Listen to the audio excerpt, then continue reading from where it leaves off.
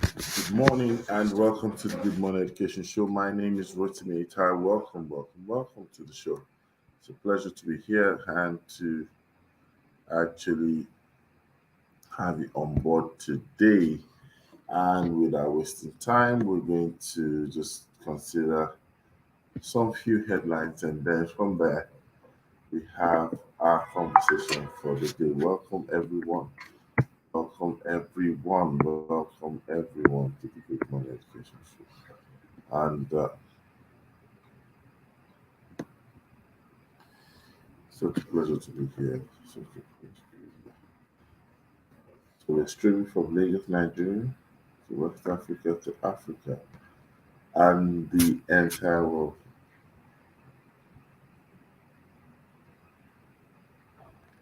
So this is the Good Morning Education Show. Welcome everyone. Welcome everyone. Thank you for joining us today. And on the show today, we'll be having conversations around, you know,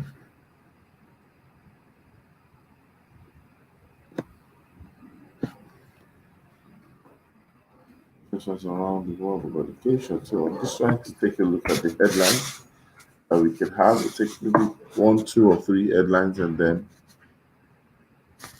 we'll go on. So the first one is saying academic staff of Kwara colleges of education call off strike.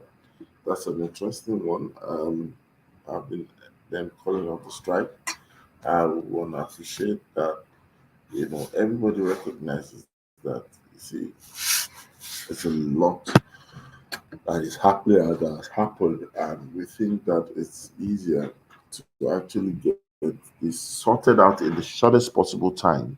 And so well done to those who are putting, measures in place to ensure that this strike doesn't continue. So we have another headline, and this headline this time around is talking about. This is from Vanguard newspaper. It says, I'm on my knees, call off this strike, Fayoshe's aide, Leary, begs ASU. And everybody's, lending their voices to the situation on ground. Everybody believes that something that can be done with regards to the strike. And we are hoping that it won't take too long for us to see the end of this, strike. So yes, that's very important. And then we'll take another headline: um, resolve issues with ASU. Now, this is vice chancellors. We have vice chancellors, begging FG, that's federal government, that there's need for us to get to move ahead. So resolve the ASU strike. Well, I believe that that will happen and things will get back to its normal state. But until then, we keep, putting pressures on all stakeholders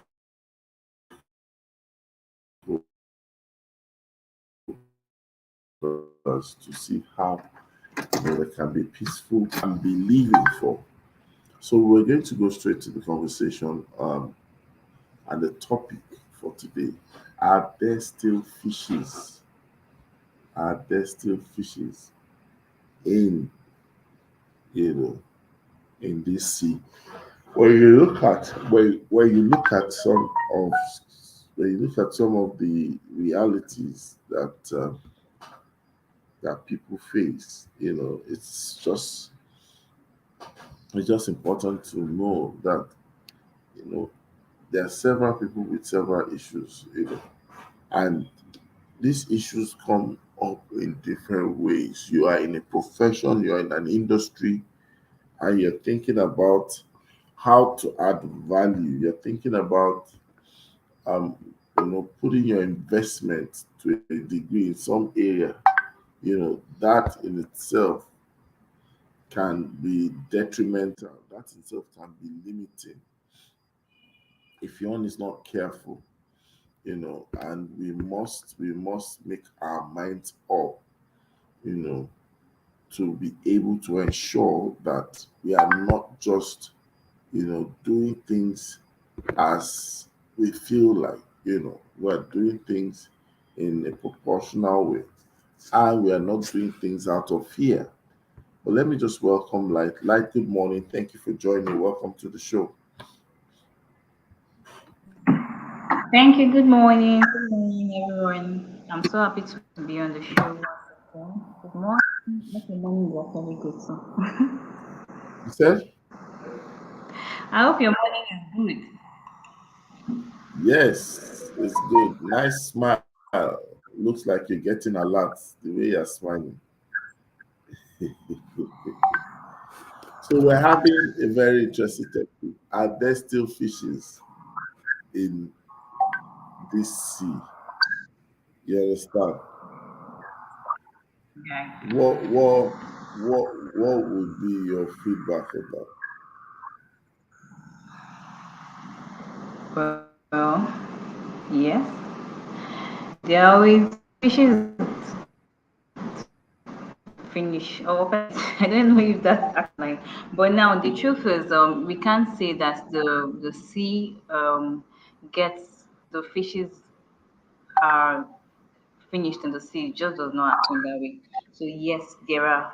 It's just for us to really look in and look for a way to be able to put on the right side to get the fishes that we want and the fishes that we need at this point in time. So my answer to that is yes. Okay, so there are fishes in your sea. Though I really want to probe how I you think got to know the fish.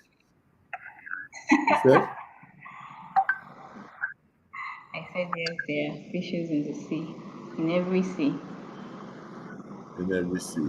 Yeah, but of course we are trying to also get people to understand from this subject matter, the dynamics of thinking about when we say fishes being in a sea. We always tend to realize that from time to time, our our our reality tends to show us some of the things that people actually do face. You want to go into a business, or you're in a business and somebody tells you that, you know what, if I was to advise you, there is nothing profitable in this market. I've heard people say that you can't make money in education. You know, I've heard people say that there is no there is no value, or there is no basis of doing business, or school business doesn't make money. All these kind of things. And it's just a connotation that it tells you that there's probably no fish in that sea. You understand? And the absence of fish in a sea, or the presence of fish in a sea, is talking about market viability. It's talking about, you know, um, our capacity to say that yes, there's profit available in what we are doing. And really, this for me can mark or serve as a turning point in most people's, trajectory. When we think about that and we begin to understand that if you really want to see fish, fish as a representation of value, fish as a representation of profit, fish as a representation of responses, fish as a representation of success, you know, you truly would realize that yes, fishes can actually be in one sea, and no one will know, because a lot of times people have tried to catch fish and they didn't catch the fish. So what could be responsible for people not to find that in their own sea? Their sea might be their sector, their industry, their sea might be their area of domain. Why is it that they don't seem to catch fish. And you sometimes look at other people and they always have good harvest. They are always having fish. I want to hear your feedback on that, light. Okay, so looking using the illustration of a fisherman, and we know that it's just like the Agungu festival. Let me just use that illustration. Now we know that during that festival, a lot of people go into the river, and the key goal is for them to be able who catches whoever gets the biggest or the largest fish goes on first. But if you realize that even in that festival, there are some people that get very small fish, they harvest very small fish. There are some people that don't even catch any fish at all. So now it depends on the skill, depends on the experience of the fisherman that is involved. So when you talk about fishes in a river, like I guess to, yes, there are, but it depends on how much skill or how much experience do you have to be able to give value or get the value that you need. So that, and also what side of the market are you trying to get the fish from? Because when you go to a river, it's not every part of the river you can actually catch fish. You need to know the strategies. You need to know some things that you need to do. So when you meet a fisherman, they'll tell you this is what you need to do to be able to catch fish. This is a particular time you need to come out to get your fish. So if you come out at this time, you will not see any fish. If you come out at this time, you'll be able to see you are going to catch a lot of fish. Okay, this is the particular extent of the river you have to go to get what you want. If you go to this side, you won't get it. So at that point in time, they are able to give you that illustration because they've done it, they are experienced in it, they have been able to they have able to try every method, they have tried every strategy and they've been able to master it. So I think for a person, just like what we said, the market viability, like in education, you should not just wake up one day and want to go into the market. No, you have to just stand from a stance of mastery. What exactly do you have? What exactly do you want? And what do you need to get it? So those are the things that an individual needs to analyze for you to be able to get the fishes that you want in the river you are going to. It doesn't even apply to only education, but in every sector of any industry.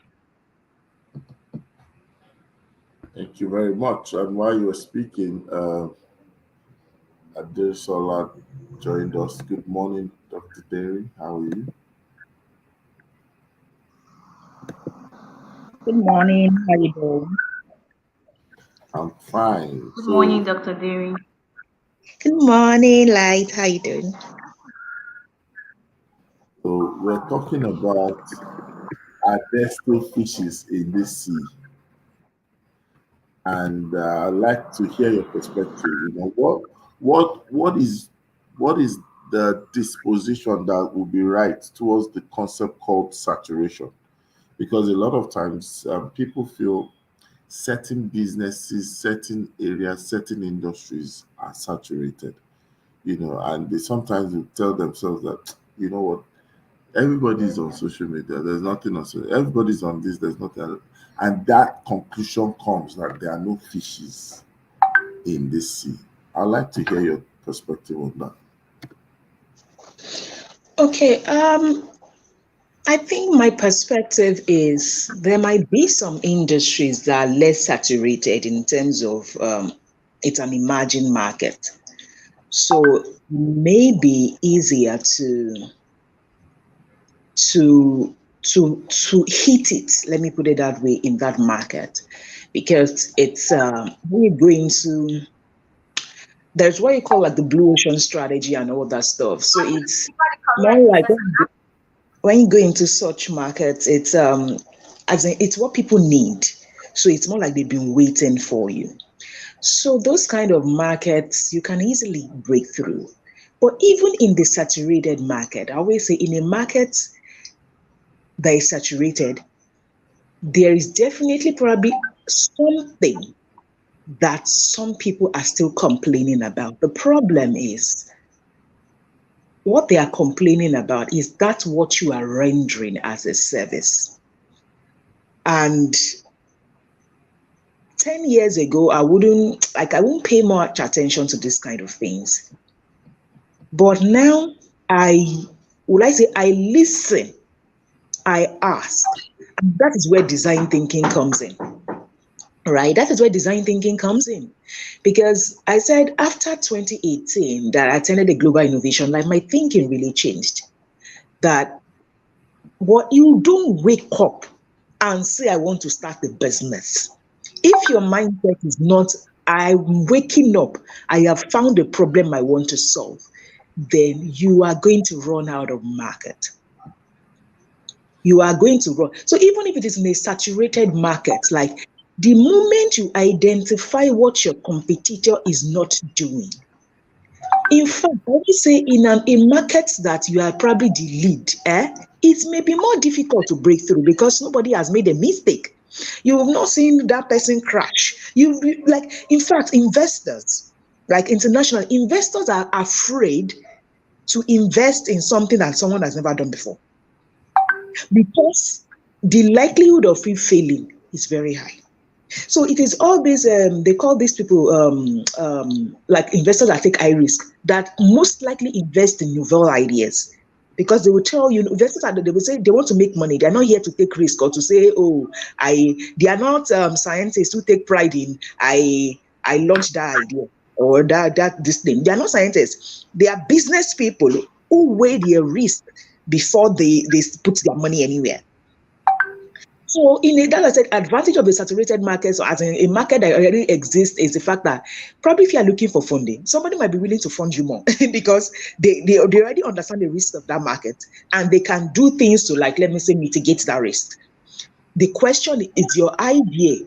And when I say is your idea, as in is your problem idea solving the problem? Like if you watch Shark Tank, for instance, there was this guy that came from the north, as in something about pure water. It was just he said the problem was the fact that there was no pure water factory within 30 kilometers radius or something of Kabul, and they had to go to Ghana. Kaduna. He stays in a place that's called Kabul or something. Like these guys were willing to, because it was simple, but it was a problem. Are you telling me that there are no pure water producers? Pure water is a saturated market now. Pure water everywhere. Water is like water. Imagine, water is a saturated market. But this guy found a market that needed that thing. And I said, your idea doesn't have to be novel. You just have to find a problem that somebody is willing to pay you for. That is how saturated market works. And one of the reasons why I said, my garment production side, I closed it in 2020 after 10 years of running a business. Why? Because I had gained knowledge between 2018 and end of 2019 that made me understand that this passion, even if I had three sides, as in 2 A's, the retail, the teaching, and the garment thing, I asked myself, this garment, was it really solving the problem? I was good at the skill. I have a business. I had stuff. But I couldn't particularly say this was the gap I was feeling. This because tailoring is everywhere. But in 2018, where I gained the knowledge, someone else, Cotton Loops, she started a fashion business and she was hitting millions of revenue. Why? She found the market. What was the gap? There were people that loved just black and white. They liked white and black and white. Like all they wear is white or they are wearing black. Do you understand? There are people like that. I didn't even know that they existed until I met her in a particular business training lab, the Womenpreneur in 2018. And she was selling in volumes daily. Do you understand? Because she was producing ready to wear just white. And people were buying because there was a group that is what they needed. And there was no white and black fashion for them. So that's why I say, even in a saturated market, but then everybody is doing Ashwebi. What is Ashwebi solving? Not like, do you understand? Even in a saturated market. So you need to understand, and I always tell people, please, if you are already in a place that you can eat, if I can reevaluate my business after 10 years, I started with garment production. The other thing like retail and teaching came maybe like more years, maybe 6, 7 years down the line. If I can close the pioneer of my business because I felt that after I gained knowledge, there's nobody. And I still mentioned this 3 years ago. I said, as at that time that I decided I was going to close it, I had just invested maybe $500,000 in acquiring equipment. So some of this equipment I never used till now. But the decision had to be made because I knew this was going to reach a dead end pretty soon because I couldn't figure out whose problem I was solving. I was just in that business because everybody, do you understand? The problem I was solving, I reevaluated it, or I said I was solving from the beginning. I reevaluated and discovered that that was no longer the problem I was solving. So I reevaluated. I couldn't figure out who I wanted to serve or whose problem, who was ready to give me their money and say, please take so you can solve my problem.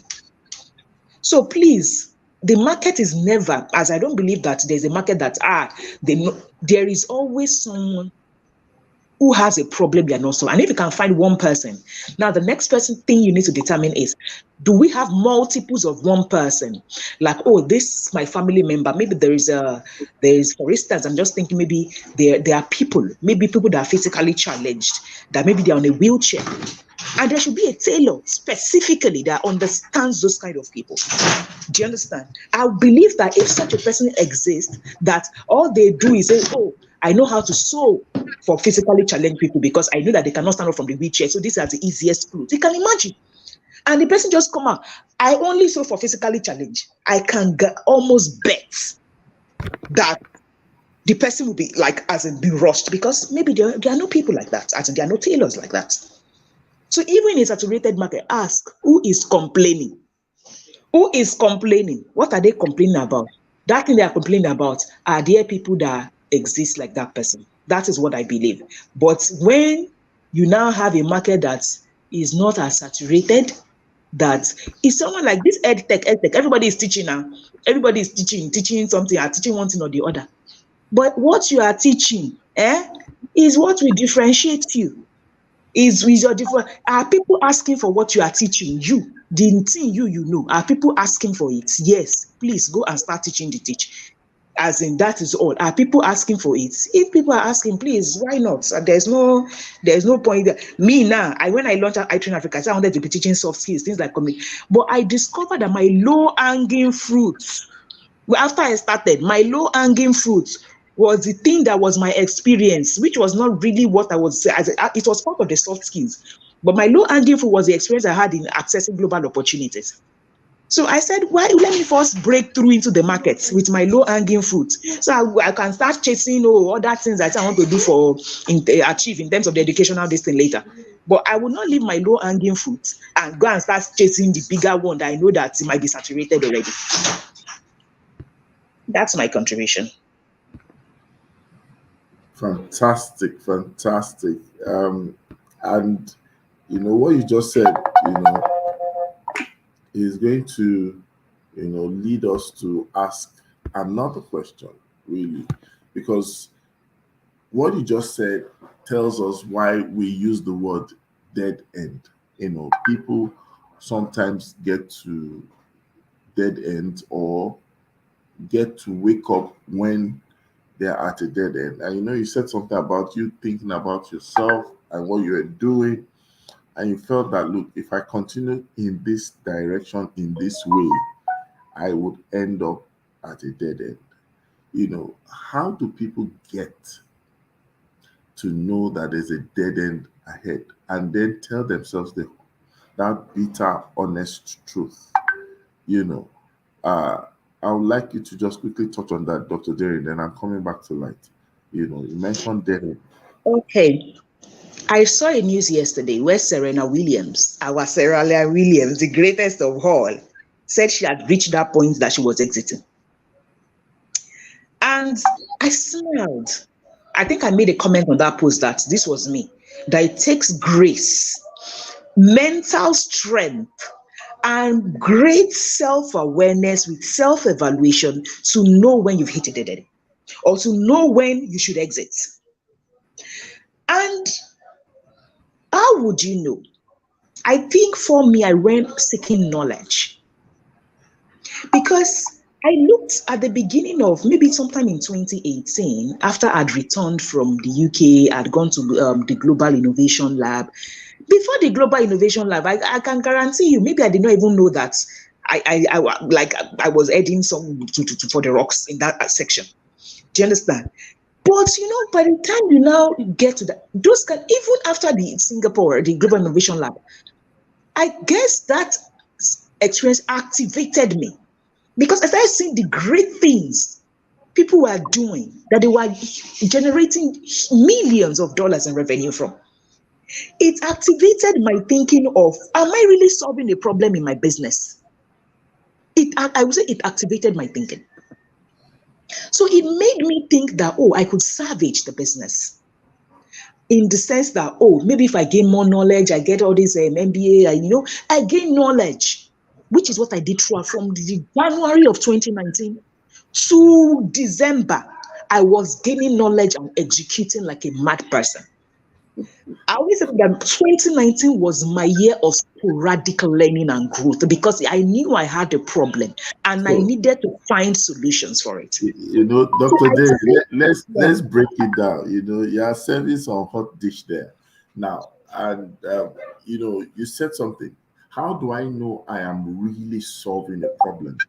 Because yeah. sometimes we almost like when you pour your own reflection on people and feel that this is Mhm, what people should know, this is what people should mhm. have, this is what people should buy. How can an individual, an educator, how can a business person, how can anyone listening to us know that they are solving a problem? And that's the question. I want you to answer that. Then I want to ask Light, what's the difference between solving a problem and providing a service? Okay. Okay, over to you. So when you know you are solving a problem is when people are begging you with their money. When you are offering a service is when you are chasing the person to pay you. That's like I always say, that is just a simple way.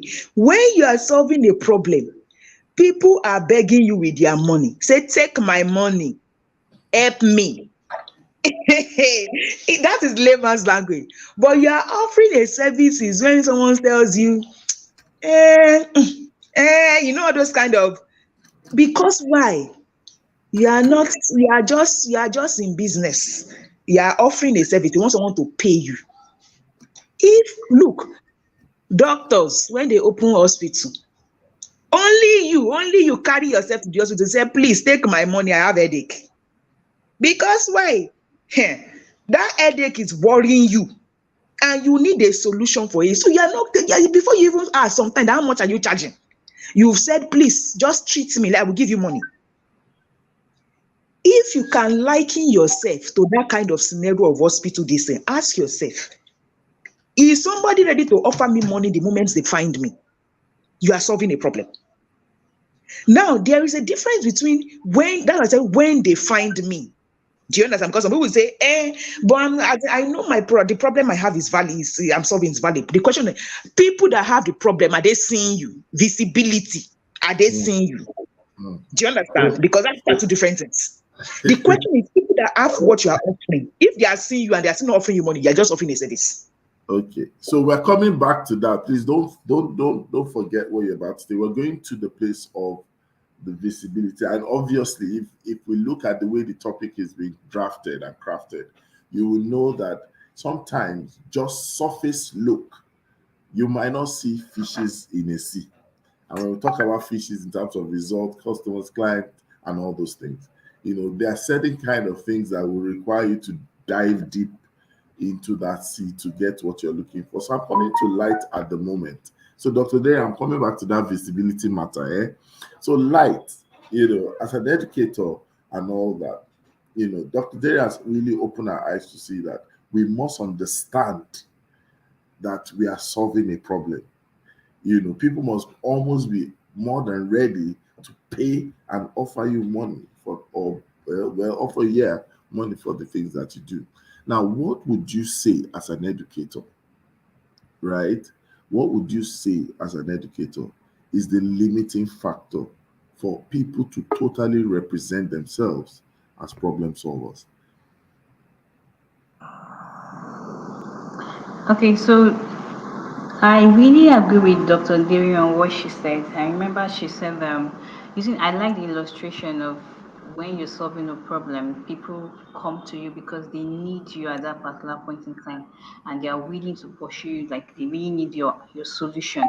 But when you're rendering a service, you're just like, okay, this is what everybody's doing, and you, at that point, you're even the one begging for your money and all. So as an educator, for the first thing is the mindset and the understanding of the purpose of what you are really called to do as an educator, because the truth is, in every sphere, in every industry, there are people that are problem solvers.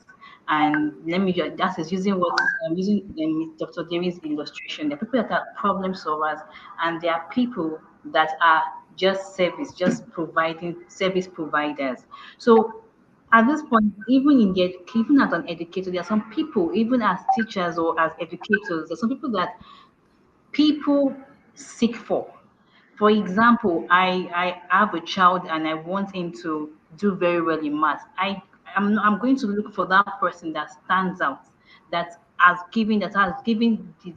produced results over the years, and I go to beg the person that, okay, please, I want you to coach my child to be able to do well in math IGCSE. So at that particular point in time, that teacher or that educator is a problem solver, is a solution to that parent's problem or to that parent's challenge. So it's for the individual to see the purpose that he has been called to do, or what he has to understand the purpose of being an educator, and to have a mindset that stands out. So you just don't see yourself as, okay, I'm just a class teacher, or I'm just working for the school. No, but standing out requires you to work on yourself, to build yourself, just like what Dr. Demi said, that she took out time to really invest in herself.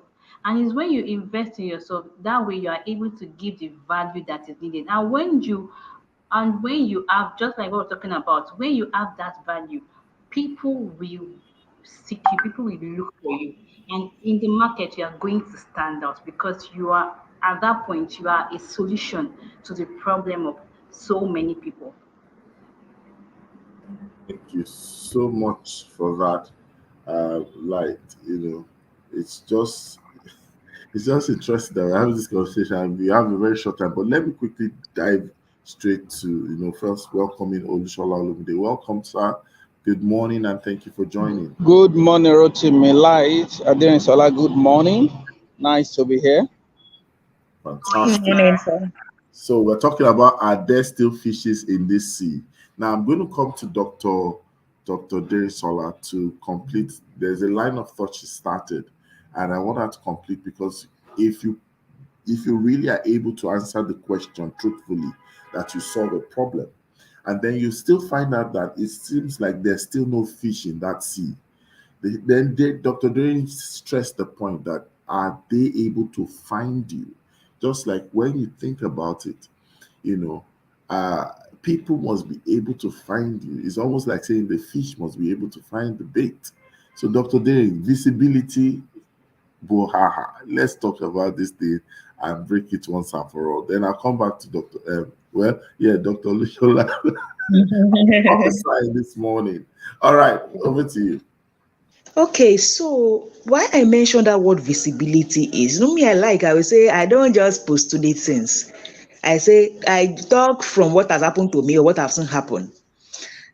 I got a call on Sundays. Typically, my staff don't come, so it means any messaging I handle, as in across platforms. Then this lady called the number. Maybe, people, of course, I'm rendering something that has to do with the travel abroad, scam everywhere. So I'm sure she called the number just to find out it to ring. It rang, I picked up. And she was like, good morning. She mentioned her name and all that stuff. And people, please, the ebook I saw, the 3K ebook, I want on speech scholarship and blah, blah, blah. This one, I said, okay, here. And earlier that day, somebody had even vexed me with a message saying something like, the book they purchased, that there's nothing inside, that they were looking for list of scholarship, a list of schools across the world. And I said, madam, and we always explain that thing. Who does that? So I can have volume to my book. I compile 1 million schools from across the world and put it to what end? I should teach you how to find the best schools. I was trying to explain to the person why I can't do that rubbish. Because if I do it, I know that I'm not helping you. Like, it's just rubbish. So this other lady called and was saying something like the ebook. So I was that day, it was as if I was telling her that, please, if you want to get the ebook, it is not a list of scholarships, it's not a list of schools. It is a blueprint, guide you on how to get these things. Blah blah blah. She was like, of course she understands. Like, how can it be? I just like that should be somebody that said that today. She now said, no. Now she now asked me, she's like, thank you very much, ma, for all you do. I just found your page. I just started following you maybe today or something. She now said, please, can I ask you, ma? I said, what can you ask me? He said, when did you start I Train Africa? I said 2020. He said, I'm very active on social media. How come I'm just finding you today? Like, I've been looking for something like this. Somebody that would just tell me like somebody would just come, they tell you they are teaching you SOP. I don't even know what SOP is, how SOP is going to play a part in this, my travel journey. And yet I need a blueprint. Let me first understand the process. I said, all the courses we create are, as in like almost all our programs, the ones that even have a skill session, we first have a blueprint session because people need clarity that they cannot afford to pay consultation for. So they need, how does this entire process work before they start on the process? She said, when she said that, I sat down and said, hell. I now told her, I said, of late, people have been following us, and it's the truth. I said, because we've been spending like 2,000 naira on awareness ads daily, not sales ads. I said, yes. I said, because we discovered that people that really need us are not seeing us. She was like, God, she was praying for me. She was praying for my product, but she was praying for me. And what she said, I held on to it. And I knew that was our problem, because it's not a question of people need what I am offering, but are the people seeing you? So people don't think about investing in awareness because they feel like it's not converting to sales. Invest in awareness for visibility. It go pay last night. Yeah, I like that, because it's not enough to think about what you carry as value or valuable. You must also dedicate time and invest resources to make that value known. I love that. Very, very true. Olushola Olumide, Doctor, PhD, Las Vegas, Nevada. Don't worry. I'll come and do my graduation ceremony in your office very soon. I'll come. Well done. Yeah. PhD loaded, 90%. Wow, we're talking about Adeste fishes in the sea.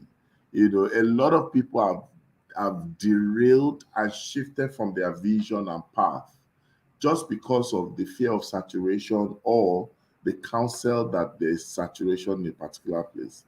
What kind of resolution should we have? What kind of mindset should we have when we face our pursuit? Because there will always be whispers. I'd like to hear your thought, to address this matter. Thank you, Dr. Derin. Thank you very much for that.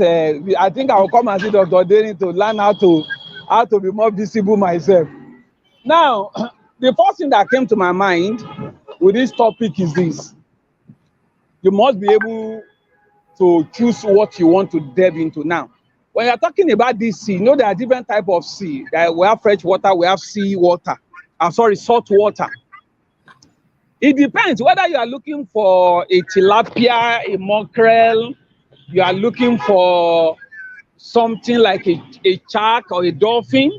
Now, the depth of the water determines the kind of fish you also get. There are certain fishes that will never play around the seashore. So, diving deeper, let me use the word of Rhoda, big dive. You don't want to do big dive at the shore. You hit your head against the sand. If you really want to dive big, you go into the depth of the ocean. By the time you are in the water that gets to your ankle, to your knee, to your waist, you are still playing at the periphery. When you get to water where your leg does not touch the ground, I live very close to Tomiland Bridge. So I know how this thing works. When we were very young, when somebody is fumbling and you want to drown the person, you take the person deeper, near the foot of the bridge. They dredge it. By the time you lay the person there, before 2-3 minutes, that person begins to drown. Then you carry the person out and say, see, you don't know how to swim. So what you wish to get determines, or how deep you dive determines what you are looking for. Like Dr. Derin said, you can't stay at the periphery at the shore and you are expecting to get big. Yes, there are fishes in this sea, but the farther you go, the more you are able to see. Then you also need to find out, when should I cast my net? Some will not swim at the top, they go to the depth, and that's why you see a lot of fishermen, they go out in the dead of the night. The activity, the mobility of the fishes are reduced, so that you can easily catch them at a particular corner. So visibility is great. Now, when you determine what you want, irrespective of the noise, stay at one. I believe in doing many things, but one per time. You must develop your expertise and skill. Certain things that when they wake you up from sleep, we have Light here, we have you here, we have Dr. Derin here. There are certain things you have been doing over the years, except you are not chanced. If they wake you up from sleep, the next 3 hours you are still delivering without a manuscript. That shows how much you have invested in yourself. That shows how much you are putting. That shows your level of mastery. Yeah, there will always be distraction. I tell people, if you don't know where you are going in life, there is only one option for you: to follow those who know where they are going. Unfortunately, their destination is not your destination. You will have wasted time, energy, and almost wasted your life, only for you to get to the end of the road and discover this is not where I set out to go. People will make noise, but please keep focus. You are like a man climbing a bridge that is so narrow. You don't have the luxury of looking sideways, or else you will fall off. I know, because I'm doing this here, year 2, 3 years, it's not paying off, they leave it. They are like butterfly. They go to something else. You start all over again. Why don't you concentrate on a particular thing? Yes, talkers will talk. You have to suffer some embarrassment along the line. The people you think should support you may not even be there. They say, sorry, what is all this you are talking about?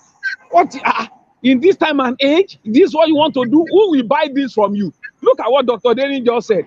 Somebody called in the morning. That person will almost want you to give him the phone number of the professor to contact in his school. But somebody else came after, okay, a daughter, there is this book that just is coming out. There is this daughter of mine who did a program, and I was there as facilitator, and she's turning it to a book. She now said she sent to somebody to write forward. And the person to write forward said, well, that book is good, but people will not read it to the end. It's not a story. I said, sorry, it's not his business. It's to write forward. Not too long, somebody called again and said, you know that book? Ha! In fact, this is what I've been looking for. I said, my dear, this person that God blessed from this book, was there forward in that book? She said, no. I said, my friend, why are you disturbing yourself? If one person will not go, Yoruba people used to say, Boko Kombalo Wore.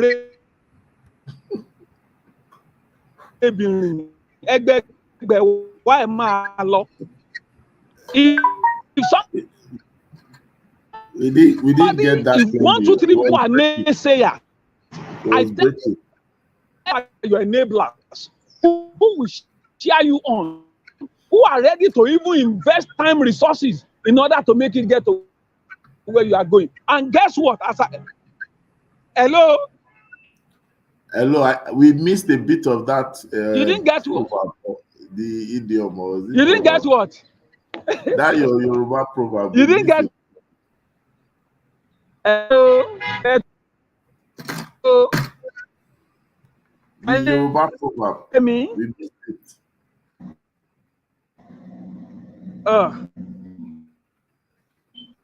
Hello. Yes, we can hear you now. Carry on, please. Hello. Can you hear us? We can hear you. Light, can you hear me? Yeah, I can hear you. Okay, I guess his network is crappy there. Oh dear.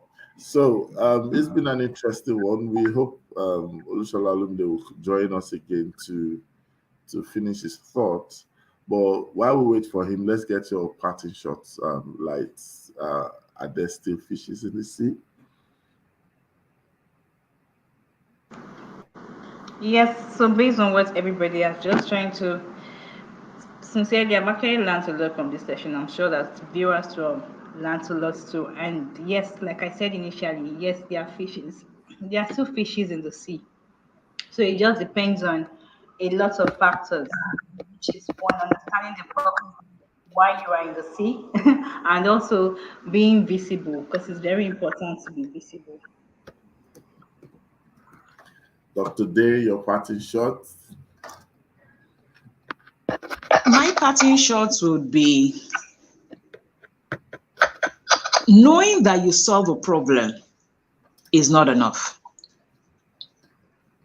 Understanding that those who have the problem is what can find you to pay you is what sustains a business. I carry value. That is not a business. It is I carry value, and those that need the value I carry can see me, which is why we said the vision carrier of a business, most of the time, they are very sentimental because, can I have all this? And somebody is not. The question is, do you have the business sense? After you have the vision, please do everything you can to go and acquire the business sense to sell the vision. Thank you. I wanted to tease you, Dr. Day, because I was talking to Light yesterday. I said your frequent posts or your frequent comments, you always add your favorite song to it. So I don't know why you did not add that today, but I should normally say when you land softly. All right, Olushola Lumide, let's hear your thoughts as you wrap up.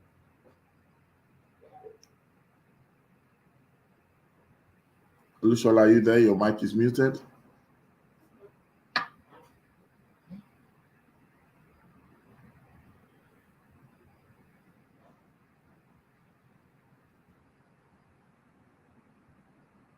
Hello, Olushola, are you there?